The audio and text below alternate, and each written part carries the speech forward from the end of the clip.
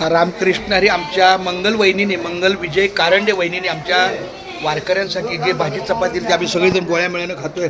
आमच्या पाटील महाराजांच्या मुखात गेलं आहे, आमचे काळे महाराजांच्या मुखात घेतलं आहे, आमच्या विनकरांच्या मुखात गेलं आमच्या ज्ञानाच्या मुखात गेलं रामकृष्ण. मी माझ्या स्वतःसाठी बघायचं, तुमच्या 5 चपात्या 5 मुखात घातल्या, खूप आनंदात. हा हे 6वं मुख राहिलंय, पण त्याला वेगळी भाजी पाहिजे.